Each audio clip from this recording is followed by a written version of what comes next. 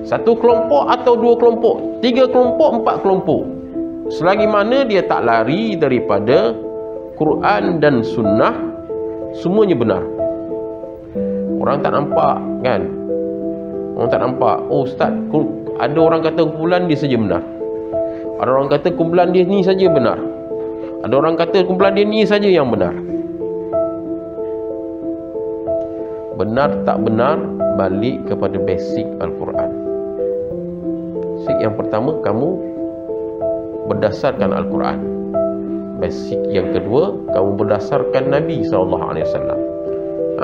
Basic yang ketiga, berdasar dengan qiyas dan ijma' ulama'. 4 basic. Ustaz, dia basic kami betul, tapi cara tak betul. Itu tak boleh juga.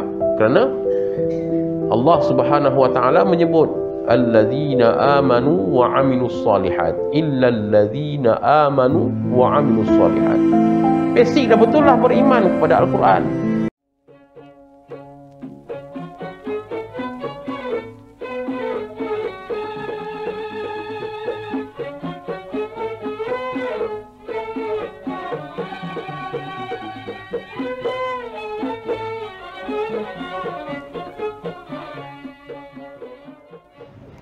Assalamualaikum warahmatullahi wabarakatuh. Ila hadrati Sayyidina Muhammadin sallallahu alaihi wasallam, summa ila arwahi azwajihi wa zurriyatihi wa ashabihi wa tabi'ina wa tabi'i tabi'ina lahum bi ihsanin ila yaumiddin, wa ila arwahi abaina wa ajdadina wa jaddatina wa masyayikhina ومعلمينا وذوي الحقوق علينا وجميع المسلمين والمسلمات والمؤمنين والمؤمنات الأحياء منهم والأموات شين الحق. الفاتحة. أعوذ بالله من الشيطان الرجيم. بسم الله الرحمن الرحيم. الحمد لله رب العالمين الرحمن الرحيم مالك يوم الدين إياك نعبد وإياك نستعين اهدنا الصراط المستقيم صراط الذين أنعمت عليهم غير المغضوب عليهم ولا الضالين آمين.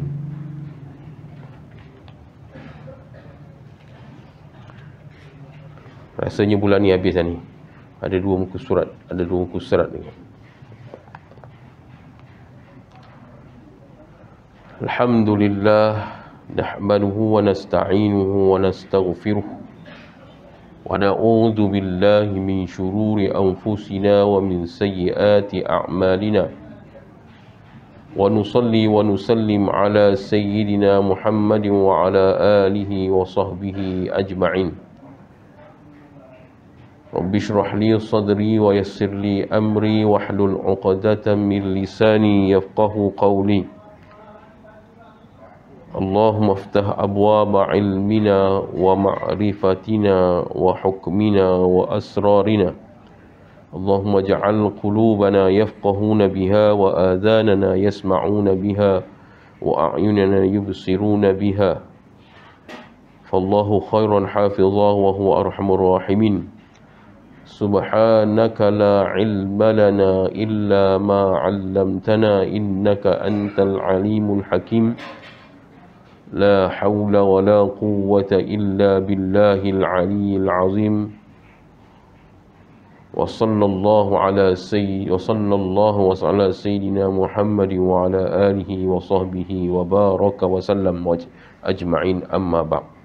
Tuan-tuan dan puan-puan rahmati Allah Subhanahu wa taala, sambung kita pada firman Allah Subhanahu wa taala, wa qulil haqqu mir rabbikum faman syaa'a falyu'min wa man syaa'a falyakfur.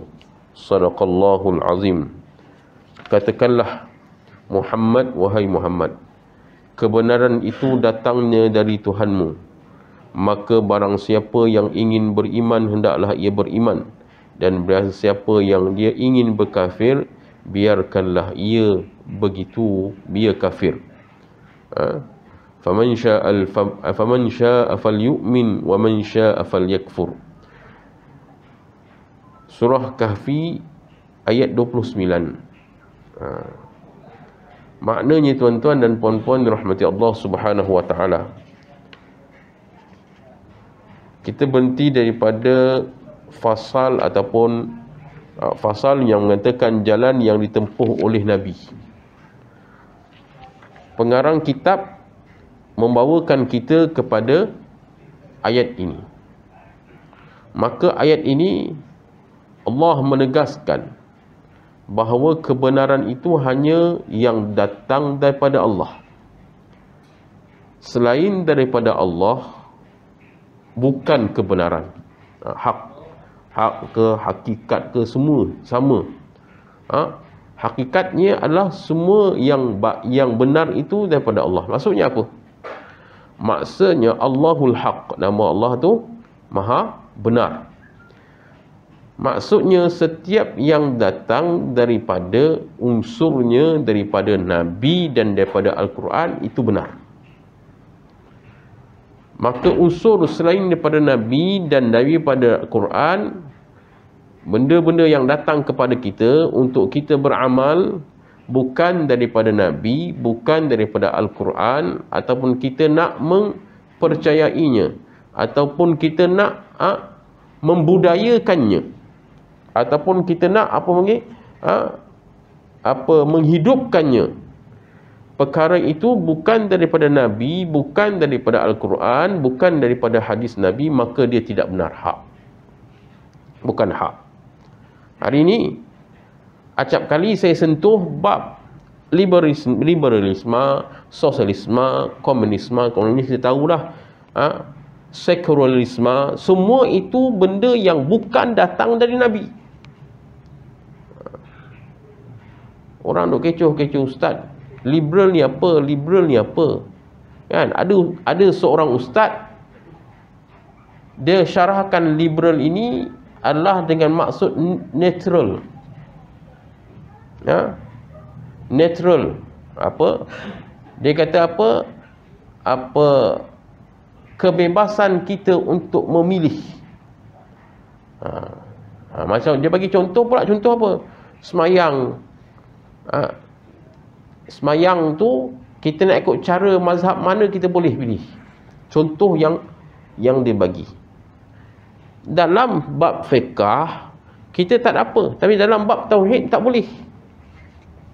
Dalam bab akidah tak boleh memilih, kerana pilih selain daripada akidah Islam, maka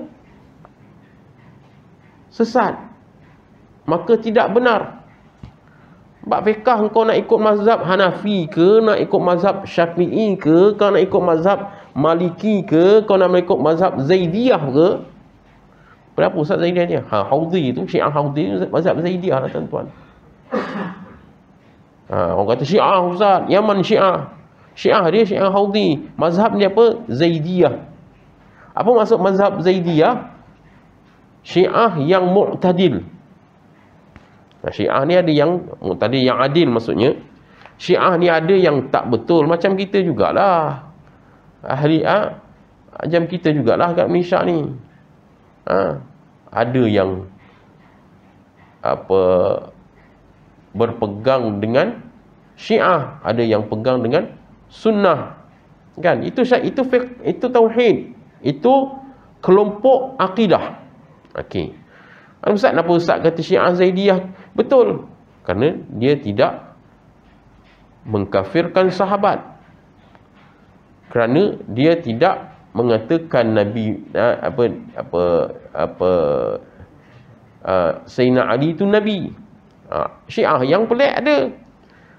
Syiah pelik, kata Sayyidina Ali itu Nabi, ataupun ada sampai Ghulu tu sebagai Sayyidina Ali itu sebagai Tuhan, kan? Jadi ada yang Ghulu tu mengkafirkan sahabat yang lain, kan? Sahabat yang lain dikafirkannya. Syiah selain daripada Syiah yang kita faham hari ini dalam kepala otak kita, Syiah semua sesat. Boleh faham, ya? Dalam pengamalan ikut kamu nak amal apa? Fiqah. Tapi dalam bab tauhid, kamu kena tidak lari daripada ajaran Nabi dan Al-Quran. Itu juga tadi. Orang panggil Freemason. Freemason, orang tak tahu apa dia Freemason. Okey. Pecahan Freemason tu tadi keluar ni. Sosialisme, sekularisme, liberalisme. Yang terakhir adalah liberalisme. Dulu kita tahu bahawa sekularisme yang paling kita faham. Yang terakhir keluarlah sekularisme, maka keluarlah pluralisme yang mengaku bahawa agama lain pun sama dari Tuhan. Ada orang Melayu cakap macam tu, betul? Dia tak mengaji. Ini telah lari akidahnya. Kerana Allah iktiraf agama Islam sahaja. Agama lain memang Allah tak marah kau naik anut-anut, lakum dinukum waliyadin, la ikraha fid din. Tapi Allah tak iktiraf agama lain. Allah tak iktiraf agama lain. Maka hak tu adalah daripada Tuhan kamu. Apa yang Allah sebut dalam Al-Quran, apa yang Nabi sebut, semuanya kebenaran, benar. Faman syaa'a falyu'min. Maka Allah lepaskan kepada kita manusia. Ke atas engkaulah nak memilih sama ada nak beriman dengan kebenaran ataupun faman syaa'a falyakfur. Sama ada kamu tak mau menerimanya. Sama ada kamu yakin, iman tu yakin dengan daripada Tuhan kamu, ataupun kamu tidak menerima apa yang disebut dalam Al-Quran.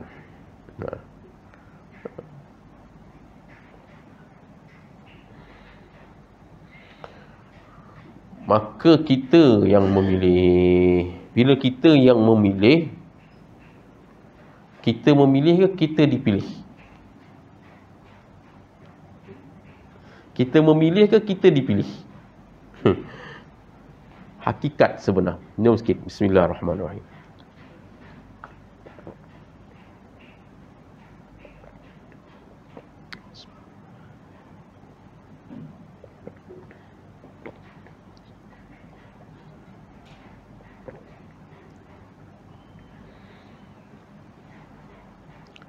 Sebenarnya kita dipilih.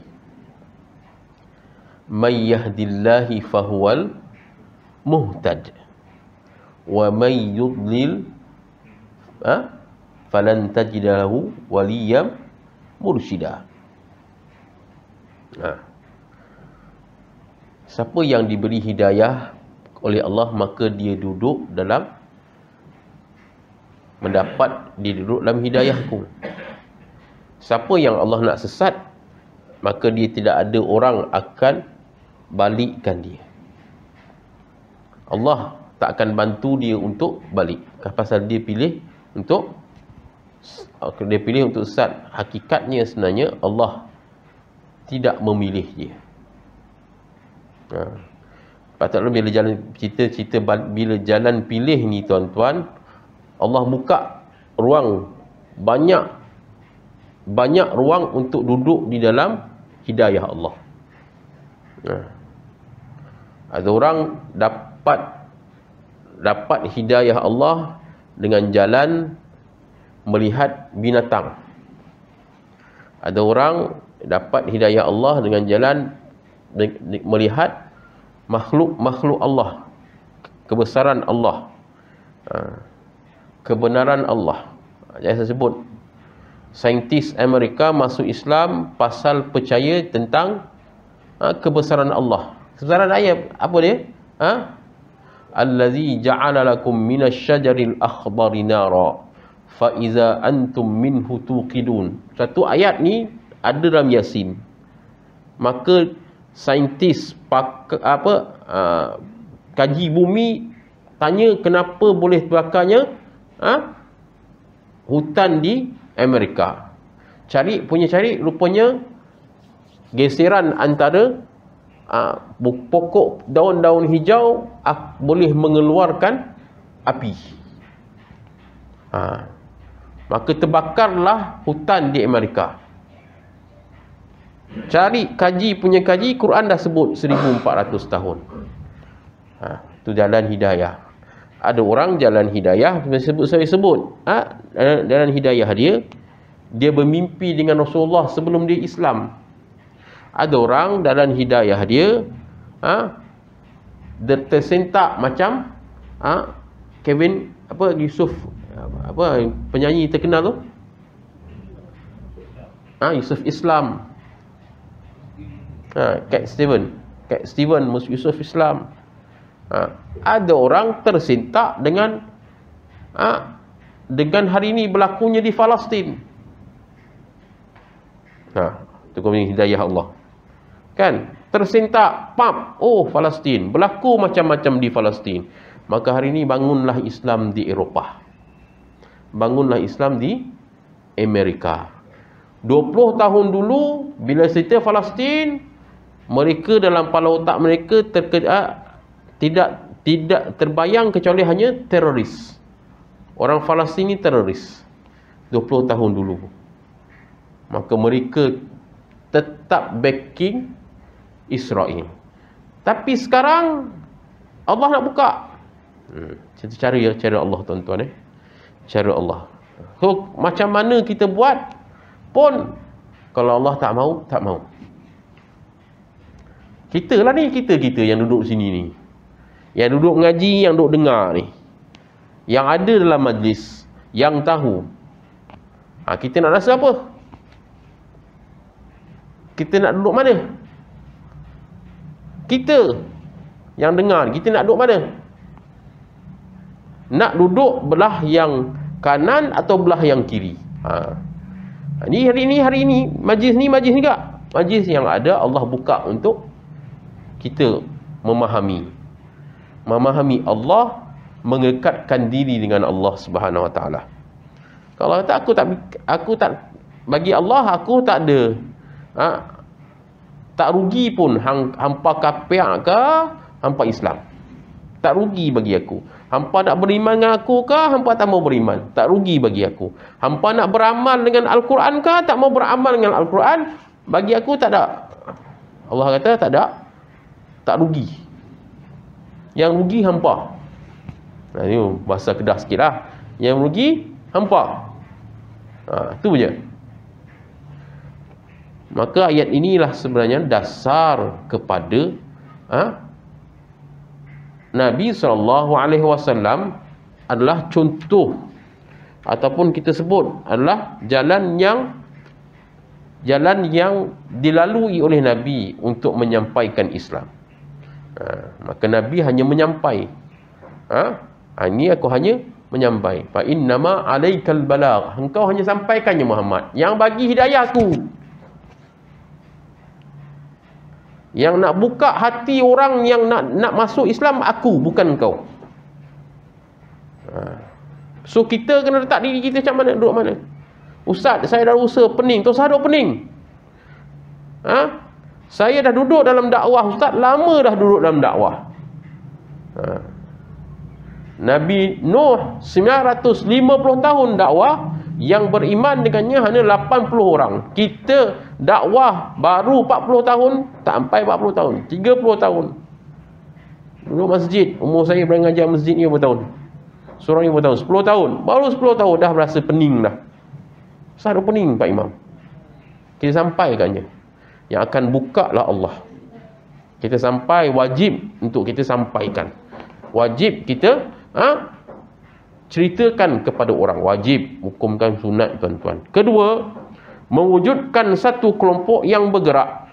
Satu kelompok yang bergerak. Maksudnya bukan satu kelompok.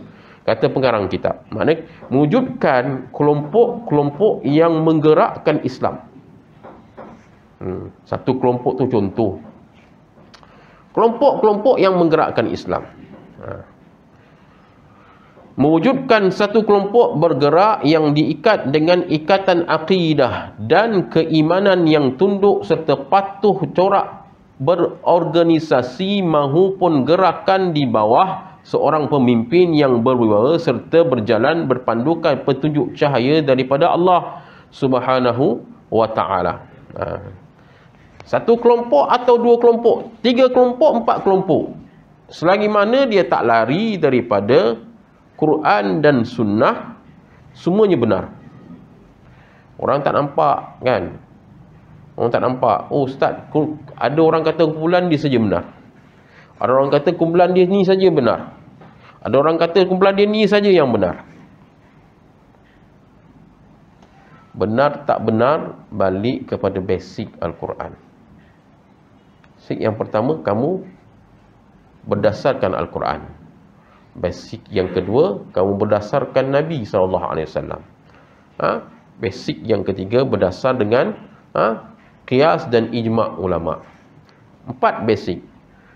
Ustaz, dia basic kami betul, tapi cara tak betul. Itu tak boleh juga. Kerana Allah Subhanahu wa taala menyebut alladzina amanu wa amilus solihat illal ladzina amanu wa amilus solihat. Basic dah betul lah beriman kepada Al-Quran. Basic aku basic Quran, tapi tidak beramal soleh. Yang membawa itu tidak menunjuk. Dia mengaku aku Islam, aku bawa Islam. Tapi amalan dia tidak berlawanan dengan Al-Quran. Siapa cakap saya tak bawa Islam? Tapi bila main amalan, tak apa LGBT. Tak apa. Macam ni. Tak apa. Walaupun dia kata tak apa tu bertentangan dengan Quran. Tak betul lah tu.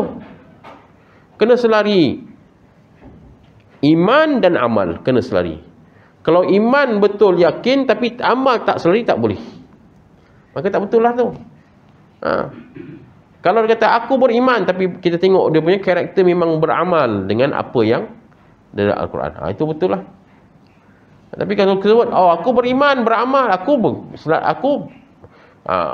pun Islam juga, aku pun nak bawa Quran juga, tapi tak selari dengan Al-Quran, maka tak betul.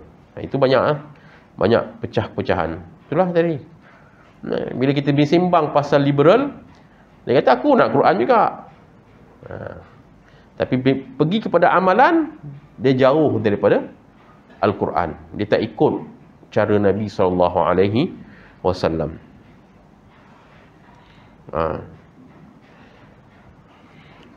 Kelompok yang bergerak ini juga mestilah tidak meraba-raba mencari jalan, tidak meraba-raba cari jalan macam munafik. Macam mana nak selesaikan masalah ni? Masalah LGBT. Kita kena guna pendekatan yang lebih mesra alam. Macam mana kita nak lepas, nak selesaikan masalah anak perzinaan, anak anak dibuang ni? Kita kena mengikut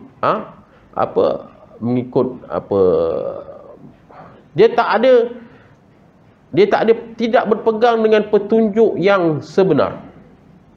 Tak raba-raba nak ambil yang ni ke, nak ambil yang ni ke. Maka dia kata, bila sebut, cara Quran sebut macam ni, so kita kena ambil yang ni. Tak ada cara lain. Dia tak akan fikir, aku nak ambil cara ni lah. Itu pergi meraba-raba. Bukan meraba-raba tadi tu, kita raba lah kan. Meraba-raba yang mencari solution yang selain daripada Al-Quran dan hadis Nabi SAW. Tidak diganggu oleh perkara-perkara sampingan dan masalah-masalah remeh sehingga mengendalakan kerja persiapan untuk mencapai cita-cita Islam yang lebih besar. Kelompok ini juga mestilah mempunyai ikatan dengan Islam dan masa depan Islam itu sendiri, mengatasi kepentingan yang berkaitan dengan peribadi dan kebendaan mahupun zaman. Maknanya kelompok ini dia tak fikir lain. Fikir dia Allahu ghayatuna wal islamu Islamu dinuna. Allah tu tujuan hidup kami.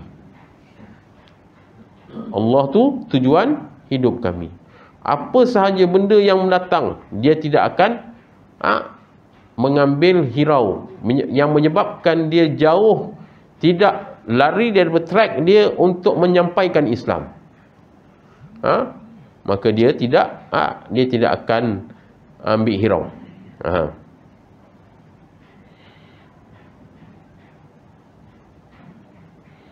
Kelompok ini kelahirannya disaksikan oleh rumah Arqam bin Abi Arqam. Tuan-tuan tahu tak Arqam ni pasal apa nama kumpulan dia Arqam? Ambil di sinilah. Sirah Nabi kena faham. Bila Nabi buat dakwah sir, Nabi ni dia ada dua dakwah. Dakwah sir wa dakwah jahar. Dan dia ada 4 komponen. Sirriyatud dakwah, ada saya tak ingat 4 dalam sirah nanti kita sebut. Ada 4 komponen. Dakwah secara sir tapi menjaharkan peribadi. So Arqam bin Arqam asalnya ambil kumpulan Arqam. Ini sekarang bukan Arqam tuan-tuan. Arqam ni sekarang nama Global Ikhwan. Tuan-tuan kalau tengok Global Ikhwan ataupun Koperasi Ikhwan, Koop Ikhwan, kedai makan Ikhwan, itu dia punya. Dia bukan hanya hari ini dekat Malaysia tuan-tuan. Satu dunia bergerak. Kalau di Mekah dulu orang nak pergi ladang unta, tu bawa Arqam tuan-tuan. Tuan-tuan biasa pergi ladang unta tak kat Mekah? Tu bawa Arqam. Sekarang nama Global Ikhwan. Global Ikhwan, nama dia. Dulu dia tukar sekejap Rufaqa. Kemudian dia tukar, tapi sekarang dah jadikan satu syarikat namanya Global Ikhwan, Sendirian Berhad. Tu hebat Arqam. Tapi itulah ada sikit kepincangan dalam bab akidah yang akhirnya dia diharamkan. Kepincangan dalam bab akidah tu tak boleh cerita sini lah, kena cerita tempat lain. Panjang pula kepincangan akidah dia. Ini Arqam bin Abi Arqam. Kenapa pengarang kitab mengambil inspirasi daripada rumah Arqam bin Abi Arqam? Kerana Nabi SAW bila dia nak mulakan dakwah sirriyah, maka dimulakan dari rumah Arqam bin Abi Arqam. Berapa tahun? 3 tahun. Di situlah masuknya Islam Abu Bakar. Di situlah masuknya Islam Khadijah radhiyallahu anha. Di situlah masuknya Islam, di situlah bermulanya dakwah Nabi, masuknya Islam Osman bin Abi Affan, Umar bin Khattab. Umar bin Khattab berapa tahun? Orang keberapa masuk Islam tuan-tuan?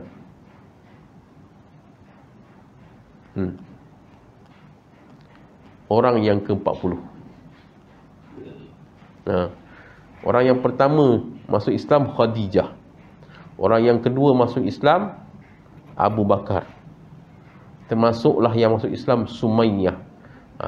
Umar 40 ke-40. Sayyidina Hamzah, Sayyidina Zaid bin Harisah, Sayyidina Ja'far At-Tayyar, dan Sayyidina Arqam bin Abi Arqam. Tuan-tuan kalau pergi Mekah, tuan-tuan tahu rumah Arqam bin Abi Arqam kat mana? Dekat mana yakah Nabi SAW mula-mula menjaharkan berdakwah secara terang-terangan? Kat mana? Turun ayat tabbat yada abi lahabin wa tabb. Tu dekat mana? Bukit Safa lah tuan-tuan. Bukit Safa dengan rumah Arqam bin Abi Arqam tidak lebih daripada 200 meter. Rumah Arqam bin Abi Arqam dekat tuan-tuan kalau pergi Mekah, faham Bukit Safa, situlah turun tabbat yada abi lahabin wa tabb. Dan Nabi naik Bukit Safa, Nabi berdakwah kali pertama dengan jahar. Maka turun tabbat yada abi lahabin wa tabb.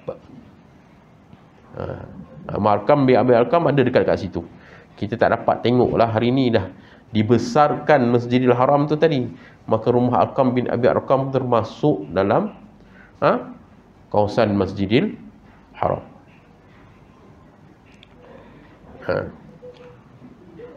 Ketika cahaya iman memasuki lubuk hati para sahabat baginda radhiyallahu anhum sallallahu alaihi wasallam, dan pengorbanan mereka disaksikan oleh medan-medan peperangan seperti Badar, Qadisiyah, Yarmouk. Kenapa bawa Badar? Kenapa bawa Qadisiyah? Kenapa bawa Yarmouk? Badar perang yang pertama. Azan. Nampak lagi 3-4 minit, 10 minit lagi. Lenguh orang. Dia kebas. Kebas. Yarmouk Peterangan yang terakhir Nabi SAW. Nabi SAW mula langkah dengan mengembangkan Islam dengan peperangan luar Saudi ataupun hari ini Jaziratul Arabiyah dengan peperangan Mu'tah.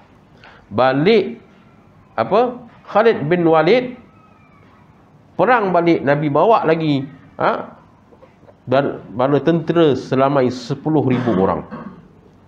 10,000 orang untuk pergi ke Yarmouk. Itu perang yang terakhir Nabi ada. Maksud balik daripada Yarmouk, Nabi meninggal, Nabi wafat. Allah sahabat dah ambil iktibar. Kalau inilah Nabi SAW, mana aku kena teruskan kerja Nabi.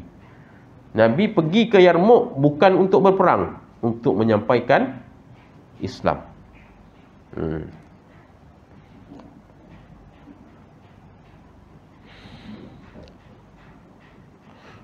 Kisah kepahlawanan generasi ini telah memenuhi kitab-kitab sejarah. Kisah generasi yang dididik oleh Nabi SAW. Allahumma salli ala Sayyidina Muhammad radhiyallahu anhum ajma'in. Kita gelarkan mereka Qa'idatus Sulbah, tulang belakang Islam. Ulama menggelarkan mereka Qa'idatus Sulbah, tulang belakang Islam. Mana dengan Islam lah hari ini kita dapat tuan-tuan. Dengan generasi inilah Islam yang kita kecap. Nikmat Islam yang kita kecap disebabkan generasi ini yang hidupnya, tujuan hidupnya Allahu ghayatuna. Allah tujuan hidup kami. Maka kita kena letak dalam track. Nak ikut dia orang, kena letak dalam track Allahu ghayatuna. Zikir raditu billahi rabba wa bi islami dina bi Muhammadin nabiyyan wa rasula, yang Pak Imam baca tadi, itulah sebenarnya maksudkan Allahu ghayatuna. Okey.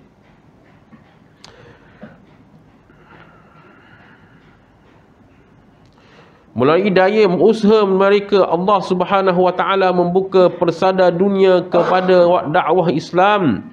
Mereka inilah datuk nenekku, oleh itu jadikanlah diriku ini seperti mereka. Kata pengarang kitab, mereka inilah moyang kita. Tadhiyah mereka, pengorbanan mereka, kita perlu teruskan apa yang mereka bawa, apa yang mereka usahakan. Ketiga, menentang jahiliyah. Saya sebut dah, jahiliyah ni ada dua. Jahiliyah zaman Nabi dan jahiliyah zaman moden. Apa dia jahiliyah? Jahiliyah menentang, penentangan terhadap jahiliyah bukan penentangan habis-habisan, tetapi dilakukan dengan kesedaran dan waspada.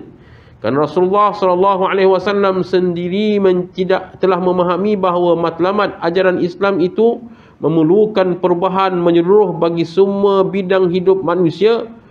Perubahan-perubahan yang merangkumi pemikiran, kepercayaan, akidah, akhlak, adat istiadat, sistem-sistem maupun undang-undang. Jahiliyah ni apa, tuan-tuan? Jahiliyah ada dua. Jahiliyah moden. Hari ni kita duduk dalam jahiliyah moden.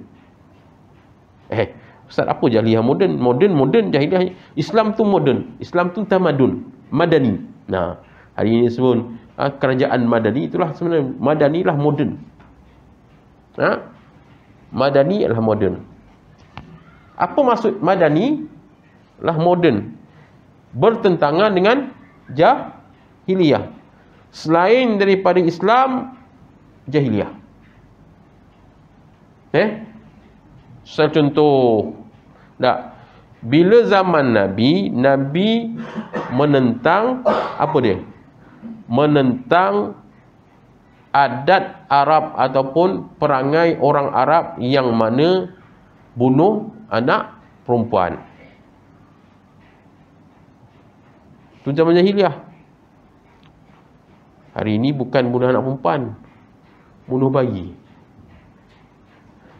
Sama tak? Dua-dua bunuh tak? Bunuh. Sama tak? Sama.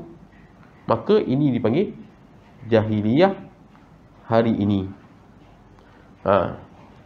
Nabi SAW datang mengharamkan arak. Kan? Kerana sebelum datangnya Islam, arak boleh diminum berleluasa. Hari ini ada minum arak? Ada. Siap bagi lesen arak. Dia faham? So, Islam selain daripada Islam, jahiliyah. Nabi SAW datang membawa kepada membawa Islam, bawa kepada apa lagi? Apa lagi yang kita faham? Yang pada zaman Nabi ada, pada zaman jahiliyah ada pada zaman ini. Maka berlakunya apa yang sama dengan apa yang di zaman jahiliyah, itu panggil jahiliyah moden. Nabi SAW datang membawa kepada keadilan, yang di mana pada zaman sebelum Nabi, orang yang miskin tidak dibela, orang yang kaya dibela. Hari ini ada tak? Orang tak ada duit, tak boleh hire peguam, lantak engkau lah. Betul tak? Betul. Lantak engkau lah. Kau betul, kau salah, engkau. Zaman Nabi, hukum hudud dikenakan kepada orang yang mencuri. Tapi mencuri ada syarat-syarat dia.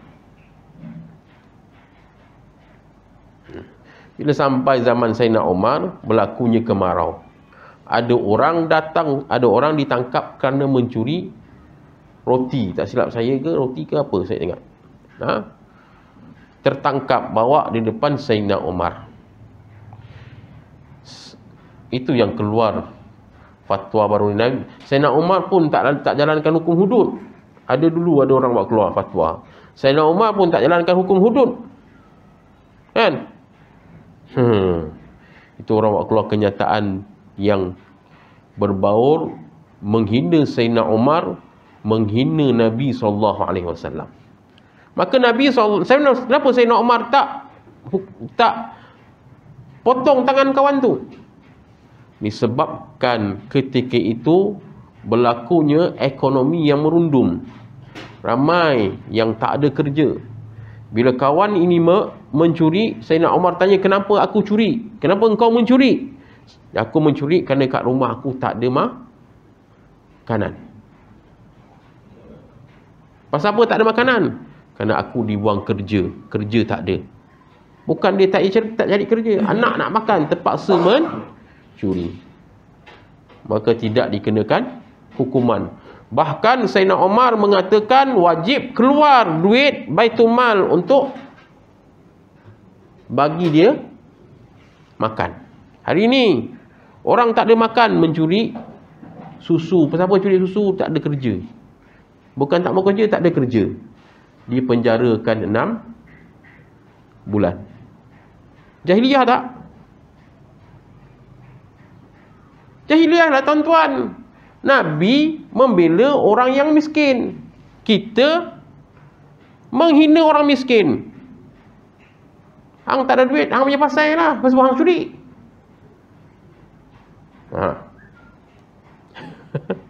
Kan? Menghina. Maka ini panggil jahiliyah moden. Kena faham yang tu. Jahiliyah moden adalah jahiliyah yang hari ini kita nampak depan mata kita. Sepatutnya orang macam ni dibela. Dibayar duit Baitul Mal. Kalaulah tak ada duit Baitul Mal, dia bukan Islam, kerajaan kena bagi tanggung dia. Baitul Mal bagi kepada orang yang Islam.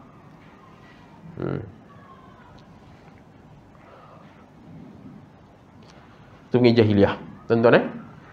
Jahiliyah moden sama je. Apa saja ciri-ciri yang ada bukan yang bertepatan dengan Islam panggil jahiliyah. Masuk waktu ke? Ha? Masuk waktu dah ke? Ha? Dah masuk. Kita berhenti perenggan ni. Nak azan dulu kan? Azan? Ha? Sikit je lagi ni. Penentangan seperti ini memerlukan barisan hadapan yang benar-benar beriman. Benar-benar orang yang imannya kuat, yang ada iman yang boleh menggerakkan benda ni. Maka orang yang tak beriman tak akan bergerak, tuan-tuan. Kerana Rasulullah sebut, man ra'a minkum munkaran falyughayyiru biyadihi fa illam yastati' fa bilisanih fa illam yastati' fa biqalbihi wa dzalika adhaful iman. Siapa yang melihat kemungkaran hendaklah dia tukar dengan tangannya. Kalau dia tidak mampu hendaklah dia tukar dengan mulutnya. Kalau dia tidak mampu maka dia hendak benci dengan hatinya. Kalau tak mampu maka hatinya tak ada iman. Maka kekuatan imanlah paksi kepada untuk menggerakkan Islam. Seorang yang tidak beriman tidak akan rasa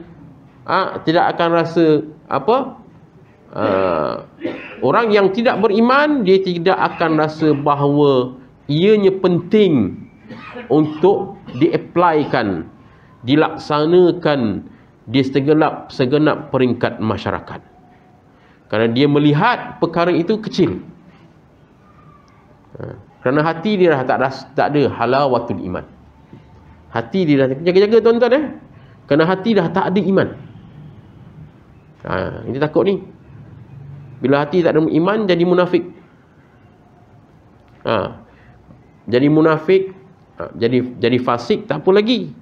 Allah, kita boleh terima, boleh bertaubat. Jadi munafik, boleh taubat. Takut dah jadi tak ambil hirau dah pasal Islam, hati dah keras. Tak ambil hirau lah pasal tentang membawa Islam, menyebarkan Islam, dan tak rasa, tengok kemungkaran itu rasa dah biasa lah, biasa ni, zaman ni dah biasa. Kita masa muda pun macam tu juga, ustaz. Oh, jangan buat keluar kenyataan macam tu. Takut tak ada iman dalam hati. Kalau iman kunci untuk menggerakkan Islam. Bila tuan-tuan duduk dalam satu kelompok macam hari ni, surau masjid ataupun geng-geng tabligh, dan semuanya kunci pada iman. Tak boleh tuan-tuan nak duduk masjid, sungguh tak ada hati nak duduk masjid kalau orang tak ada iman. Tak ada hati nak datang masjid kalau orang tak ada iman. Tak ada hati nak menggerakkan masjid, menjadi ejekan masjid kalau orang tak ada iman. Bahaya, tuan-tuan. Pasal apa je masjid? Allah, susah lah ni masjid. Nak mikir pasal surau masjid, Pak Imam nak mikir pasal masyarakat, nak buat tu, nak buat ni. Susah lah. Oh, na'udzubillahi min zalik.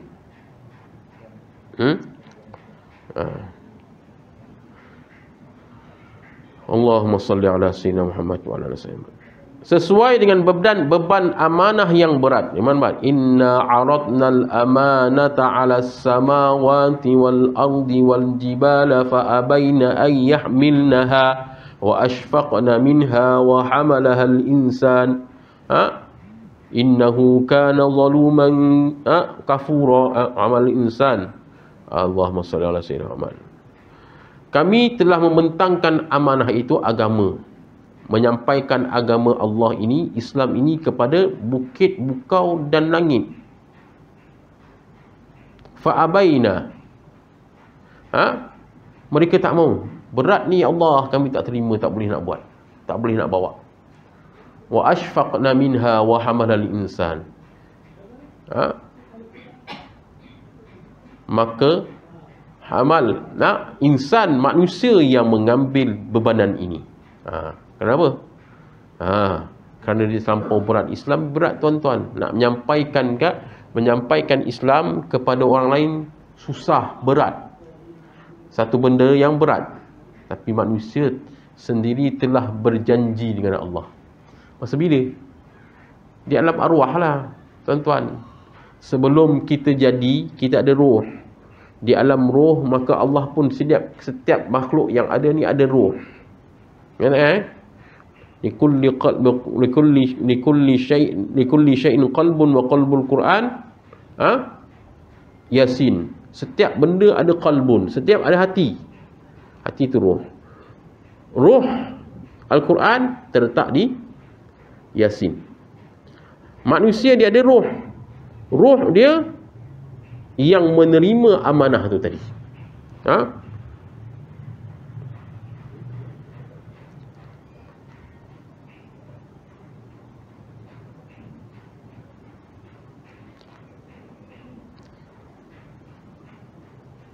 Peringkat apa?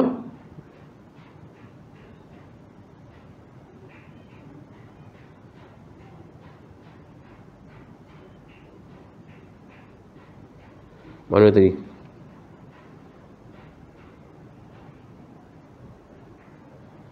Sesuai dengan beban amanah yang berat, tuntutan-tuntutan yang hebat dan matlamat yang tinggi lagi mulia.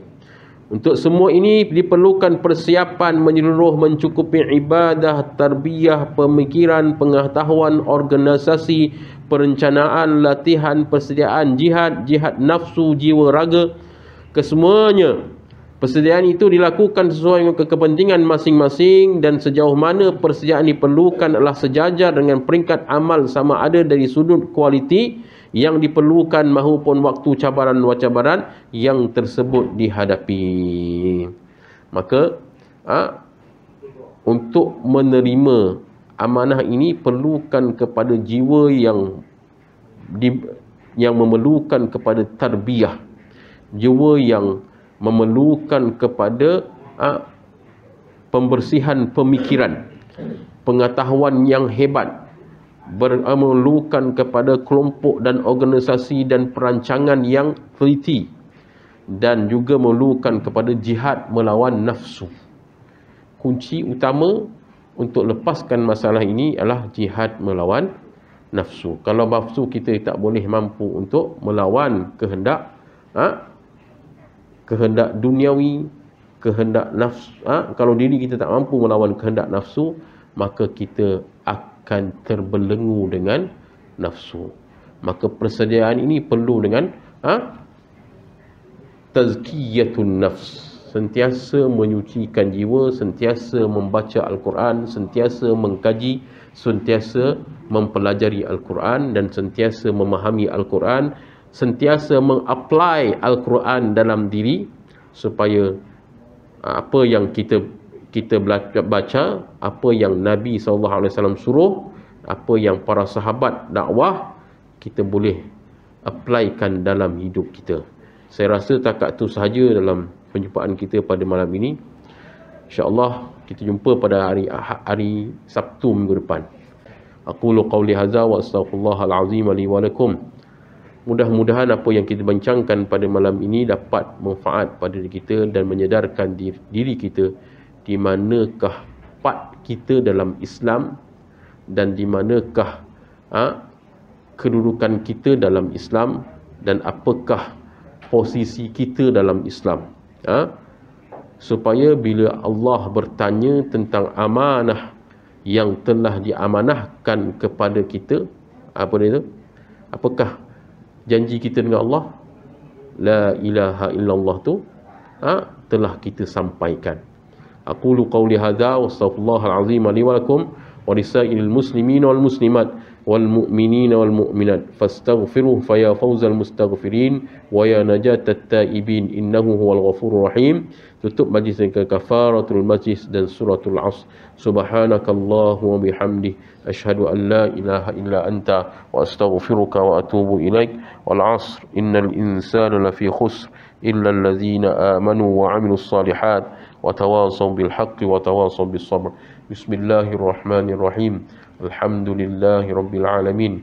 والصلاة والسلام على أشرف الأنبياء والمرسلين وعلى آله وصحبه أجمعين. اللهم اجعلنا ممن استمع القول ويتبعون أحسنه. اللهم أرنا الحق حقا وارزقنا اتباعه، وأرنا الباطل باطلا وارزقنا اجتنابه. وصلى الله على سيدنا محمد النبي الأمي وعلى آله وصحبه وبارك وسلم. الحمد لله رب العالمين. السلام عليكم ورحمة الله وبركاته. تبنا إلى الله ورجعنا إلى الله وندمنا